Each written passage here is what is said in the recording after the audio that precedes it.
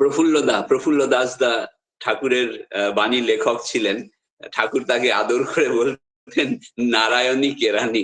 আবার হেসে হেসে কখনো কখনো ঠাকুর বলতেন প্রফুল্লের কানটা দেখ কত বড় বড়, পরম পিতা তার কানটা বড় করে পাঠিয়েছেন যাতে আমি ফিস ফিস করে যে কথাগুলো বলি সেটাও সে শুনে নিতে পারে, সঙ্গে সঙ্গে লিখে নেয়। প্রফুল্লদার দাদা কিন্তু দীক্ষা নেননি। প্রফুল্লদা দীক্ষা নিয়েছেন, উনি ডবল MA ছিলেন, প্রফেসর ছিলেন। শ্রীরামকৃষ্ণ পরমহংসদেবের ইয়েতে মিশনের তিনি দীক্ষিত ছিলেন, কিন্তু ঠাকুরকে তিনি উপলব্ধি করতে পেরেছিলেন যে ঠাকুরই শ্রীরামকৃষ্ণের পরের রূপ শ্রী ঠাকুর অনুকূল চন্দ্র।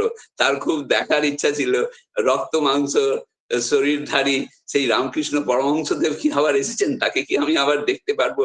ঠাকুরের কাছে বলেছেন, ঠাকুর আমি রামকৃষ্ণ পরমহংসদেবকে দেখতে চাই আবার থেকে নিজের চোখে, আমি কি দেখতে পাবো? ঠাকুর বলেছিলেন খোঁজ খোঁজ খুঁজিতে থাক, কোথায় ডুব দিয়ে কোথায় ঘুষ করে উঠেন কে বলতে পারে। বলে ঠাকুর আমি সোজা প্রশ্ন করি আপনাকে, আপনি বাঁকা উত্তর কেন দিচ্ছেন? পদ্মার ধারে দাঁড়িয়ে, তখন ঠাকুর ছিলেন আর প্রফুল্লদা ছিলেন, তখনও দীক্ষা নেননি। বললেন আমি সোজা প্রশ্ন করি, আমি এই চর্মচক্ষু দিয়ে রামকৃষ্ণ পরমহংসদেব কে দেখতে পাবো, তিনি কি আবার এসেছেন? ঠাকুর আবার বললেন খোঁজ খোঁজ খুঁজিতে থাক, কোথায় ডুব দিয়ে কোথায় ঘুষ করে ওঠেন। তারপরে ঠাকুর হাসতে হাসতে বলছেন আমি তো সোজাই কই, তুই যদি বাঁকা ভাবিস তাহলে আমার করার কিছু নেই। তখন সদ্য তিনি দীক্ষা নিয়েছিলেন, সবকিছু ছেড়ে তিনি ঠাকুরের কাছে এসেছিলেন। তার দাদা ঠাকুরের কাছে এসেছেন, তিনি দীক্ষা নেননি, তার পরিচয় ঠাকুরের কাছে করিয়েছেন। তার দাদা বলছেন ঠাকুরকে ঠাকুর আমি দীক্ষা নেব। ঠাকুর বললেন ওই তো প্রফুল্ল, আমার প্রফুল্ল আছে, আমার প্রফুল্ল আছে। প্রফুল্লটা মনে মনে ভাবছেন আমার দাদাকে আমি দীক্ষা দেব, আমার দাদাকে আমি দীক্ষা দেব, কিন্তু ঠাকুরের নির্দেশ ঠাকুরের আদেশ, তাই করতে হবে। যখন দীক্ষা হয়ে গেল তখন প্রফুল্লদার দাদা তখন বলছেন দেখ আমার মনের মধ্যে খুব ইচ্ছা ছিল আমি দীক্ষা নিলে আমার ভাই প্রফুল্লের কাছেই দীক্ষা নেব, আমি দীক্ষা নিলে প্রফুল্লের কাছেই সৎমন্ত্র নেব, সৎনাম নেব, আর ঠাকুর আমার ইচ্ছাটাকে পরিপূর্ণ করলেন, তিনি তো অন্তর্যামী। প্রফুল্লদার মা একবার এসেছেন শ্রদ্ধেয়া মানদা দেবী দেখতে যে আমার ছেলে কেমন আছে, ঠাকুরের কাছে পাবনা হিমায়তপুর আশ্রমে কেমন আছে। যখন উনি দেখলেন তখন প্রফুল্লদা স্মৃতিতীর্থে বইয়ে লিখছেন আমার মা আমাকে বলেছিলেন, ওর এসেন্সটা আমি বলছি, এক্সাক্ট লাইন বাই লাইন তো আমার মুখস্থ নয়, এসেন্সটা আমি বলছি। প্রফুল্লদা লিখছেন যে আমার মা আমাকে বললেন যে আমি খুব চিন্তায় ছিলাম, তুমি সবকিছু ছেড়ে ঠাকুরের কাছে চলে গেলে, ঠাকুরের আশ্রমে না জানি তুমি কেমন করে আছো, কিন্তু আজ আমি খুব নিশ্চিন্ত ফিল করছি, আমি খুব নিশ্চিন্ত হয়েছি। আমি না যতটা তোমাকে আদর দিতে পেরেছি, ভালোবাসা দিতে পেরেছি, তার থেকে অনেক অনেক ভালোবাসা ঠাকুর দিয়েছেন। আমি নিশ্চিন্তে মরতে পারি যে তুমি ঠাকুরের হাতে আছো, তুমি ঠাকুরের কাছে আছো, ঠাকুরের সঙ্গে আছো। প্রফুল্লদার মা মারা গেলেন, শ্রদ্ধা মানদা দেবী দুঃখিত, ঠাকুরের কাছে এসে বললেন ঠাকুর আমার মা স্বর্গতা হয়েছেন। ছোটবেলায় জানতে অজান্তে অনেক সময় মায়ের অবাধ্য হয়েছি, মায়ের কথা অনেক সময় শুনিনি, মাকে কখনো কখনো অনেক আঘাত দিয়েছি। আমার মা কি শান্তিতে, তার আত্মা কি শান্তিতে আছে, তার কি মুক্তি হয়েছে? কখনো কখনো এই কথা ভেবে আমার খুব চিন্তা হয়, আমার খুব কষ্ট হয়। ঠাকুর বলছেন দেখো শোনো প্রফুল্ল, শোনো মনি, তুমি মায়ের ছেলে, তুমি যেখানে, তোমার মা যেখানেই থাকেন না কেন তুমি তো তার ছেলে, সবসময় তার মনটা তোমার দিকে পড়ে থাকবে, সবসময় তোমার দিকে তার মনটা পড়ে থাকবে।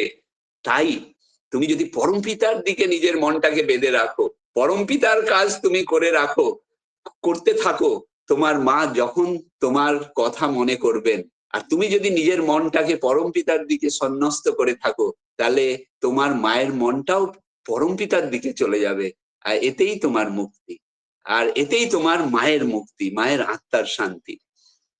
শ্রদ্ধেয় প্রফুল্লদা লিখছেন যে ঠাকুরের এই কথা শোনার পর, ঠাকুরের এই কথা শোনার পর সবসময় মনে হতো, সবসময় আমার মনে হতো যে আমি যদি ঠাকুরের পথে ভালো করে চলি, আমি যদি ঠাকুরের পথে ভালো করে চলি, ঠাকুরের কথা মান্য করে চলি, ঠাকুরকে প্রেম করি, শ্রদ্ধা করি, নিষ্ঠা করি, তার ভক্তি বিশ্বাস নিয়ে আমি অনেক অনেক কষ্ট করেও যদি ঠাকুরকে নিয়ে জীবনে চলতে পারি, তাহলে আমার মায়ের আত্মার শান্তি হবে।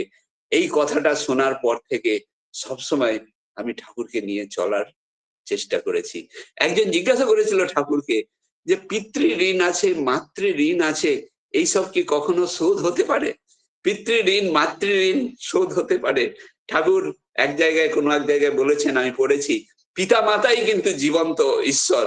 যে পিতা মাতাকে খুশি রাখতে পারে তার ঈশ্বরের দরবারে তার জায়গা আছে, নইলে সেখানে খিল আটা হবে যদি পিতা মাতাকে সে খুশি না রাখতে পারে। সেই পিতৃ ঋণ মাতৃ ঋণ নানা রকম ঋণের কথা যখন সেই ভদ্রলোক ঠাকুরকে জিজ্ঞাসা করলেন, ঠাকুর বললেন যদি ইষ্ট নিষ্ঠা থাকে, সদ্গুরুর প্রতি তোমার যদি প্রেম থাকে, নিষ্ঠা থাকে, সেই ইষ্ট নিষ্ঠার মাধ্যমে যত রকমের দুনিয়ার ঋণ থাকুক না কেন, সব ঋণ পরিশোধিত হয়ে যায়। তাই মূল জিনিসটা হচ্ছে ইষ্ট নিষ্ঠা। আজকে শ্রদ্ধেয়া কৃষ্ণা অদকমা খুব ভালো গান গাইলেন, বিশ্বদীপ বাবু ভালো গাইলেন, শ্রদ্ধেয় প্রণয়দা খুব ভালো গাইলেন, স্বস্তি মা খুব ভালো গাইলেন। এই অমিতাদিত্য দাদা বোধহয় আছেন কি নেই আমি জানি না, তার যে নিজের লেখা গান, আমার আমার আমার পানে চেয়ে থাকো, আমি তোমার কাছ থেকে তো আমি কত কিছু পেয়েছি, কিন্তু তার বদলে আমি কি দিয়েছি তোমাকে? তুমি সবসময় আমার প্রতি তোমার দৃষ্টি থাকে, তুমি আমার দিকে তাকিয়েই থাকো। তুমি আমার প্রাণের প্রাণ, তুমি সবার প্রাণের প্রাণ। তিনি চির অতন্দ্র, সবার মঙ্গলের জন্য তিনি এসেছেন। একজন একজন প্রফেসর এসেছিলেন বর্ধমান ইউনিভার্সিটির। এই পরশুদিন ধানবাদের সৎসঙ্গে একজন ডাক্তার সাহেব, ডাক্তার কৃতি সুন্দর লাল দা, তিনি সহপ্রতিনিধি ডাক্তার, রেলের ডাক্তার ধানবাদে, আর তার মিসেস, তার ওয়াইফ, তিনিও ডাক্তার। তার বাড়িতে সৎসঙ্গ ছিল, আমি এই দুর্গাপুর থেকে সেখানে গেছিলাম।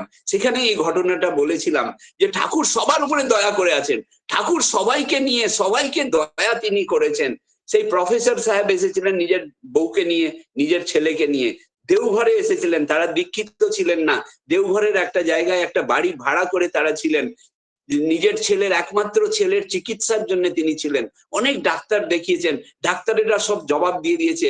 একদিন রাত 12টা 1টা, তার ছেলের একদম যায় অবস্থা, তার ছেলের যায় অবস্থা। মা বাবার সামনে যদি ছেলের এইরকম অবস্থা হয়, তাহলে বুঝুন মা বাবার হৃদয় কেমন হয়ে ওঠে। আর কোনো আশা নেই। তখন সেই প্রফেসর সাহেব নিজের বউকে বললেন, যাচ্ছি, আমি ঠাকুরের কাছে যাচ্ছি। তারা কিন্তু দীক্ষিত ছিলেন না। ঠাকুরের কাছে যাচ্ছি, ঠাকুরকে আমার ছেলের কথা জানাবো। মা বললেন, তার বাড়ির মা বললেন, এই রাত্রে, এত রাত্রে তুমি ঠাকুরের কাছে যাবে? বলে, আর তো কখনো আশা নেই আমার ছেলের বাঁচার, যাই তাকে প্রার্থনা করি।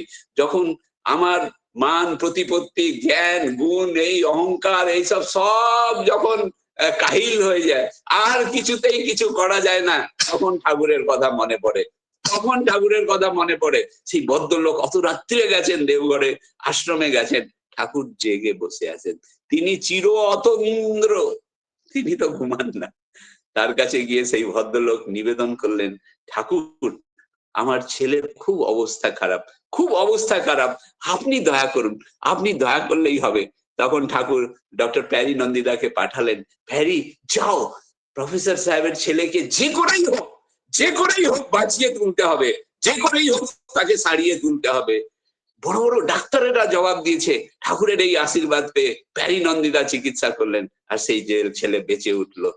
তিনি চির অতন্দ্র, সবার উপরে তিনি দয়া করে আছেন। 8টা 26 হয়ে গেল। জয় গুরু, সবাই ভালো থাকবেন। যারাই যুক্ত হয়েছেন আমার আহ্বানে বা আপনাদের আহ্বানে, যারাই যুক্ত হতে পেরেছেন বা যুক্ত হতে পারেননি, সবার মঙ্গল প্রার্থনা শ্রী শ্রী ঠাকুরের রাতুল চরণে করি। জয় গুরু, জয় বন্দে পুরুষোত্তম, জয়।